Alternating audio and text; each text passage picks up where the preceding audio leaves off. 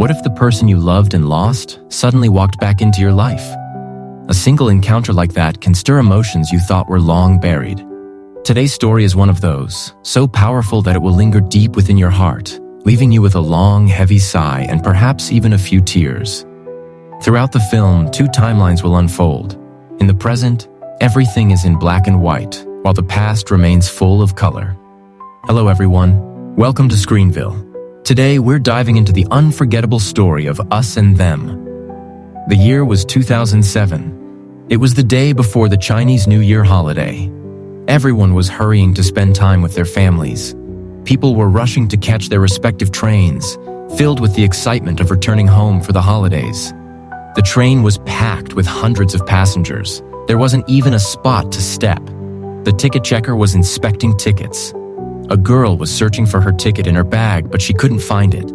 The ticket checker told her that she would either have to pay a fine or get off the train. That's when Jing stepped forward from behind. Looking at the girl, he said, "I have an extra ticket." The girl turned around. It was May. May gave a small, shy smile. And that's where the story began. The story then shifts to the present. As I mentioned earlier, the present is shown in black and white, while the past is in color. It was another day before the new year. This time, Jing's seat was in business class on a plane.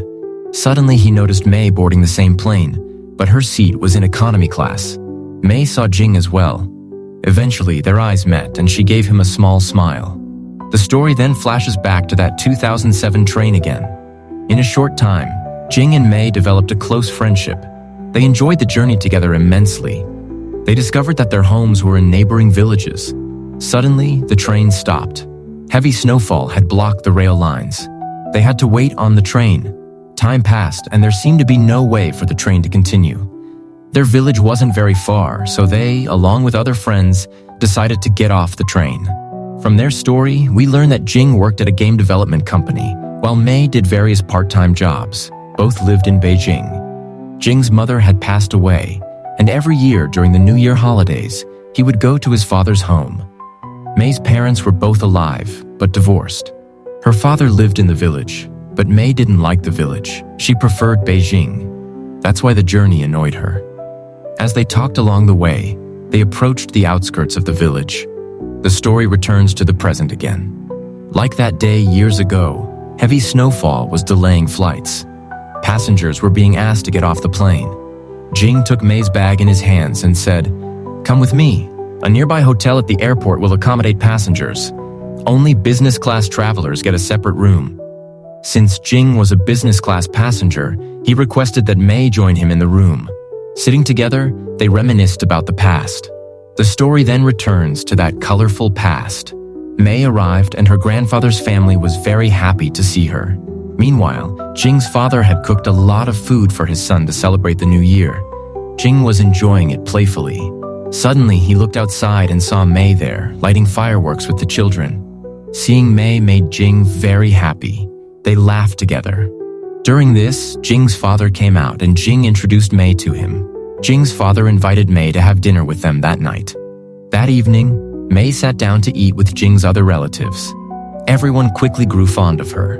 They all assumed May might be Jing's girlfriend. After dinner, walking over the snow under the dim lights, Jing escorted May back to her home. At that moment, the clock struck 12.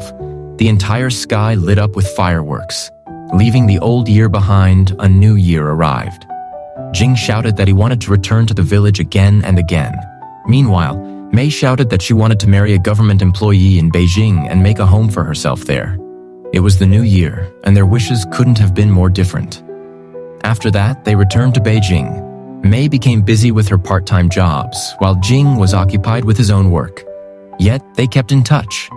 One day, Jing was hanging out with his friends when May arrived with a boy. He was a bit chubby, clumsy, and awkward, but he had a high-ranking government job. May introduced him to everyone. She kept talking about how wealthy he was. In reality, May was willing to marry anyone if it meant she could settle permanently in Beijing. Jing congratulated them on their new relationship. Later, May's new boyfriend drank excessively and passed out. Jing and May helped him get home, spending the rest of the night talking. The next day, while Jing was joking around with his friends, May called him suddenly, insisting that he meet her immediately. In the next scene, May had moved in wherever Jing was staying. Jing lived in a densely populated building and his room was very small. Hundreds of families occupied the tiny rooms surrounding theirs. May asked Jing, "Why didn't you ask why I moved in?" Jing replied, "I already figured it out. You broke up with your boyfriend." May began to talk on her own. "His mother blamed me for everything. She didn't like the way I ate, the way I dressed, or even the way I spoke. I couldn't compromise so much." She rambled on, venting her frustrations. Suddenly, a girl from the room next door appeared at the door. She asked, "What's your relationship?" May immediately replied, "We're boyfriend and girlfriend. Any problem?" May was playful and outspoken with a cheeky personality. That night, they went to sleep just like before, May on the bed, Jing on the floor. Everything felt strange to May. The next morning, a customer came to Jing looking for a software CD. Jing only sold game CDs. He gave the man the address of a shop upstairs, where May now worked. The customer went to May. After some time, Jing noticed the man coming down with May. He realized that May had somehow tricked the man into her web. After finishing her work at the shop, Jing sold game CDs on the sidewalk for some extra income. May came to help him. A boy arrived, and seeing May, he began flirting with her. At one point, the boy made an indecent proposal to May. Jing's temper flared, and he started hitting the boy. May had no choice but to scream for the police. Upon hearing the word police, everyone fled. The scene changed. That night, May told Jing that she would soon move into her boyfriend's house. Jing said nothing. Like every day, they went to sleep together. The next day was Christmas. May came to meet Jing at the sidewalk shop. Her new boyfriend had bought her a camera phone and she was taking pictures with Jing using it. Jing asked, "Why are you here instead of spending the holiday with your boyfriend?" May explained that he was busy with a meeting. Jing teased her, "A meeting even on a holiday?" Jing began packing his things and said to May, "Let's celebrate ourselves." They went together to a large shopping center. Seeing themselves on the big screen made them happy, until suddenly May's expression turned grim. On the screen, she saw her current boyfriend along with his wife and child. May had no idea he was married. Her heart broke completely. Jing noticed her distress and lifted her bangs to gently brush them aside. May had been wearing long bangs to please her boyfriend all this time. Jing, seeing her state of mind, tried to make her smile. That night, they returned to Jing's place and drank heavily. May and Jing both became drunk, laughing and teasing each other. At one point, Jing turned to May and said, "Watch me, in the next 3 years, I'll become very rich. I'll buy multiple houses in this city, and from all of them, I'll gift one to you because I know how much you've always wanted your own place in Beijing." May hugged Jing tightly and whispered softly, "I know your dream will never really come true." The next day, after finishing his work, Jing returned home but couldn't find May anywhere. He called her repeatedly, but there was no answer. Hours passed from noon into evening.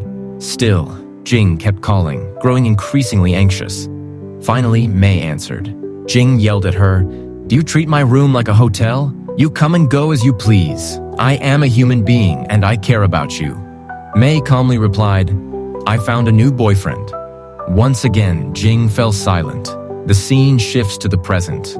Remembering that day, Jing and May laughed together.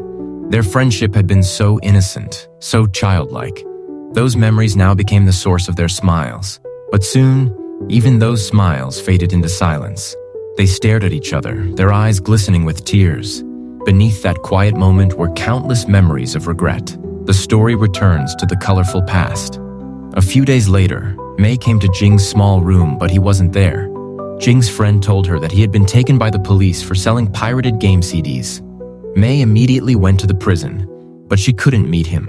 Most of the staff were on holiday because the next day was another New Year. May then went straight to Jing's village home to celebrate the New Year with his father and family. She told everyone a little white lie, that Jing was busy in the city with his game work, which was why he couldn't come this year. In truth, May had bought the gifts herself and brought them along. Jing's father shared stories of how obsessed his son had been with games as a child. He even gave May some homemade food he had prepared for Jing. May thanked him and started to leave, stepping forward as Jing's father went inside. May began to cry, knowing that the food she was carrying would never reach Jing. He was still trapped in the dark prison. A few days later, Jing was released. May came to pick him up. They walked along a beautiful forest path, sharing stories and laughter. Suddenly, May stopped and proposed to Jing. He froze, unable to believe his ears. This was the moment he had been waiting for. Jing hugged May tightly. From that day on, their love story truly began. May even started helping Jing with his game development work. The story returns to the present. Jing receives a call from his wife, talking to her and showing their child around. May hides quietly. Once Jing finishes speaking with his family, he notices that May is no longer nearby. Looking out the window, he sees her standing in the snow. The story drifts back once again to a winter night in the past. Jing and May were waiting for a taxi, teasing and joking with each other like they always did.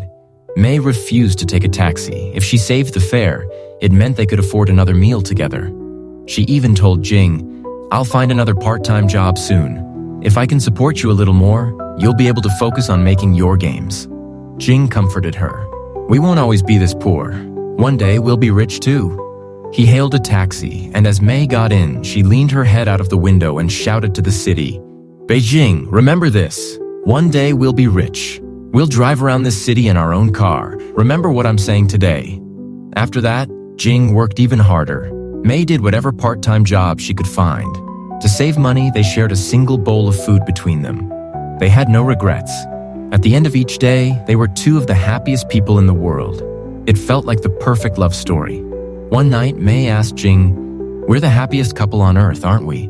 But what if one day we broke up, and years later, we met again? What would you do?" Jing replied, "That's impossible. But if it ever happened, if I saw you and you were doing badly, I'd feel sad. And if I saw you doing well, I'd feel even sadder." May looked at him and said softly, "I wish time could stop for us, right here." The scene shifts back to the present, now in black and white. May said, "That breakup did happen." Jing replied, "So what? We still met again." He asked her, "How were your days after we broke up?" May sighed. "At first it was hard. I even got a foreign boyfriend, learned English for a year because of him. And then, what had to happen happened. He didn't just cheat on me, he took all the money I had saved and left." As she spoke, the story returns to the colorful past. During New Year, Jing and May had saved up enough to rent a car. That evening, they even invited all their friends. Everyone had a great time. Some of them teased Jing for still not having a good job. When the party ended, the bill was huge, far more than Jing could afford. One of his wealthy friends paid it and whispered in his ear, "Next year, you give the treat." That night, Jing felt smaller than ever. Later, drunk, Jing visited his father. His father tried to comfort him, but in his drunken state, Jing said, "No father wants to see his son like this. How can you just accept everything so easily?"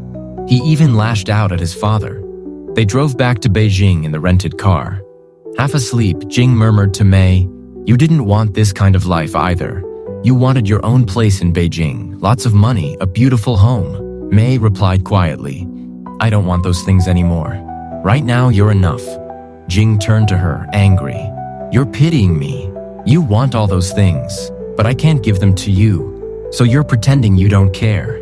May said softly, "Love requires sacrifice." Jing snapped, "Why sacrifice? Just because I don't have money? Why should the person I love pity me?" He began scolding her more harshly, and tears rolled down May's face. She didn't respond. Jing's frustration at his own failures was eating him alive. Jing couldn't focus on his work.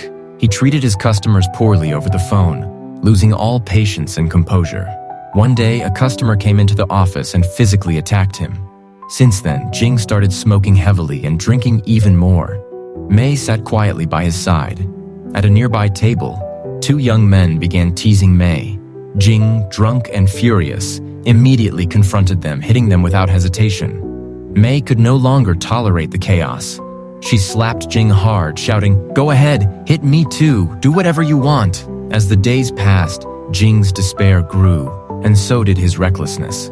The two of them still lived in the same small room, but Jing was always silent now, no longer speaking to May like he used to. Then came a call from Jing's landlord.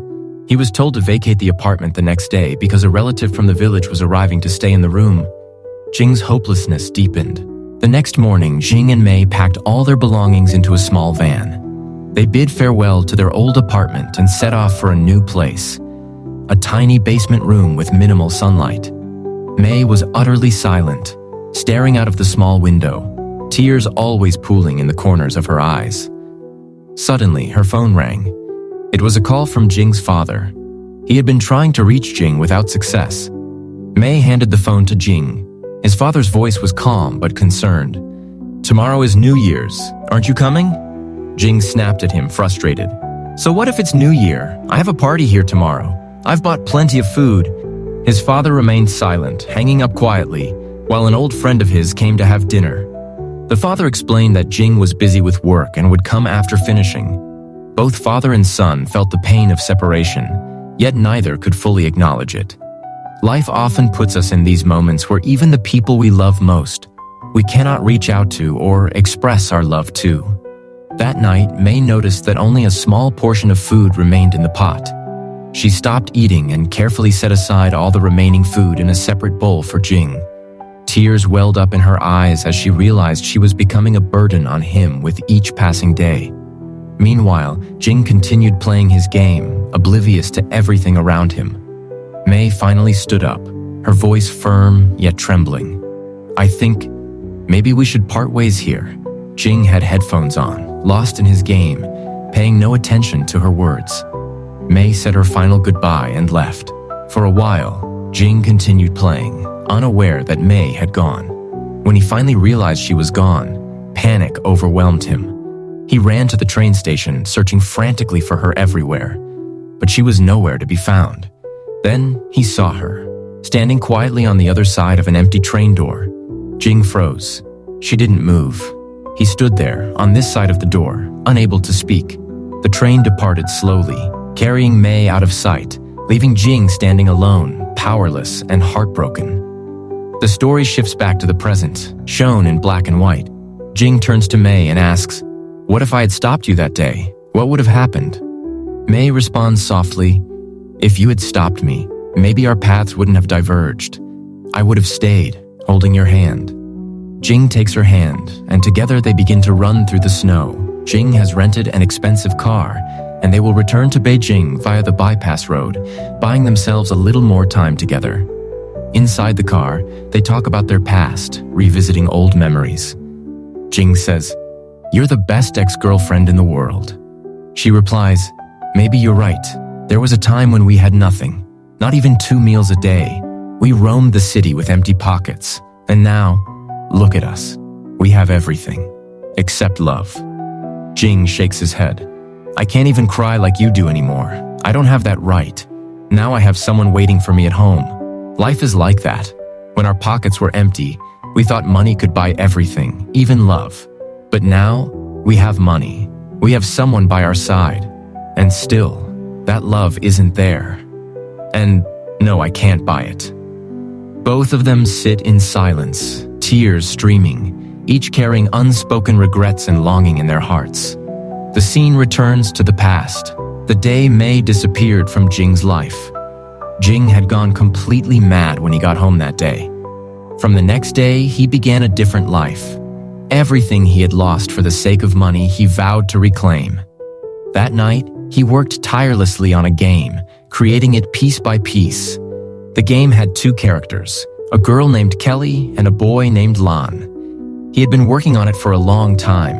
Once, Mei had asked him, "What happens if Lan never finds Kelly? What will the end look like?"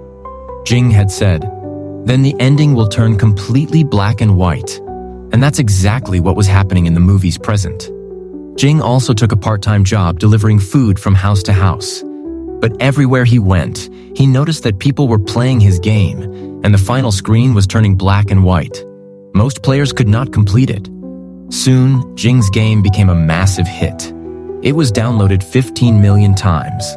Big gaming companies began to offer him contracts. His name spread across the entire country. One day, Mei was sitting by the roadside eating noodles when Jing appeared on television. The show told the story of his success. She watched silently as he spoke to the audience. Today, Jing said, I want to tell you the story of a girl. Her name is Mei. She is the reason for my success and the heart behind all my games. When you play my game, the character Kelly is Mei, and Lan is me. Tears streamed down Mei's face as she watched him from across the street, realizing how much she had shaped his journey, how much she had always been a part of his life. Today, Jing had come to buy a house for himself. A massive, grand house. As he imagined Mei there, standing on the vast balcony, memories of the past played vividly in his mind. From that height, he looked down and saw someone moving into their old home in a small van. The colorful past of their lives unfolded before him, and he realized just how strange and unpredictable this city and its people were. From that moment, Jing started sending Mei countless messages, asking if he would visit during New Year. His father wanted to see them, still unaware that their relationship had ended. Mei, however, didn't reply to any of Jing's messages. But that year, Mei did meet Jing's father, and the three of them celebrated New Year together. Jing tried repeatedly to convince his father that he had bought a beautiful house in Beijing, hoping to take him there. He even wanted to bring Mei along, but neither of them agreed. Frustrated, Jing stormed out of the room. Mei followed him, catching up. "What's your problem?" Mei asked. "I suffer so much. For whom? I bought this huge house." "For whom?" Jing shouted. Mei shook his head. "Do you think your father worked so hard to educate you just to live in the house you bought? I left you because of love, not because you had no house. You're wrong, Jing. You're still trapped in misunderstanding." "I don't understand you," he yelled. Mei said, a hint of sarcasm in his voice. "You never understood me. Or your father." Jing asked, "Can't we just forget everything and go back to how we were?" "I am no longer that person," Mei replied, walking away, leaving Jing standing there, frozen. The scene returns to the present. Jing says, "The day I introduced my wife to my father after marriage, he couldn't see properly. He thought my wife was you. That day he called my wife by your name," Mei sighs. Their car speeds along the winding roads of Beijing. Silence fills the vehicle, a quiet void between them. Finally, they reach Mei's home. Jing carries his bags inside, saying, "Goodbye." He turns to leave, but Mei runs after him. With a smile, Mei says, "Sometimes, it's better if we had never met." Jing opens his arms with a gentle smile. They embrace for the last time, holding each other tightly.